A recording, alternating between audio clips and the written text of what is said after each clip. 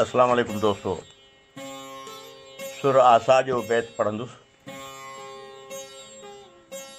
काजा पर पिरियन न सा सुई न ॿुधी, मतियूं सभु मुंझनि अहिड़े ॾिठे कज़ियो। सो हिन में लफ़्ज़ कज़ियो तंहिंजी माना आहे मामिलो, वाक़ियो या जेकी थी गुज़रियो। सजणो, सुर आसा रूहानी राज़नि जो सुर आहे।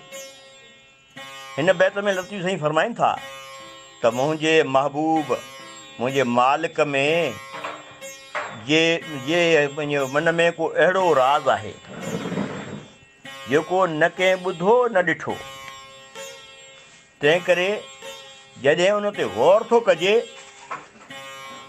त मतियूं ई मुंझियो वञनि। संस इहा हिकमत आम इंसानी सोच खां घणी मथां ई आहे। उन राज़ खे के कामिल आरफ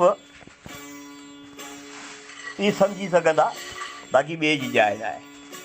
दोस्तो, हिन बैत बाबति हिंदुस्तान जे मशहूरु सुल्तान महमूद गज़नवी जे किसे सां तमामु घणी मासलत थी लॻे, जेका मसनवी रूमी में दर्ज आहे।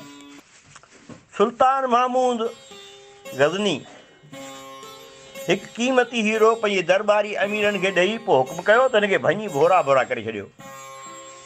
अमीरनि चयो त आहे सुल्तान, हीउ निहायत क़ीमती हीरो आहे, हीउ त तुंहिंजे हिन सॼी बादशाही जे अधु जेतिरो क़ीमती आहे। हिनखे भञणु मुनासिबु कोन्हे, हिनखे त संभाले रखिजे।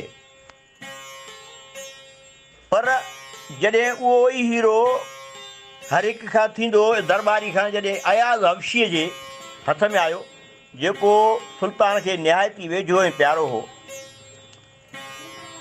जंहिंजे लाइ आमतौर ते हिकिड़ो इक़बाल जो लाइ बैत आहे कि जो है तो एक ही सफ़ में खड़े हो गए महमूदो अयाज़, ना कोई बंदा रहा ना कोई बंदा नवाज़।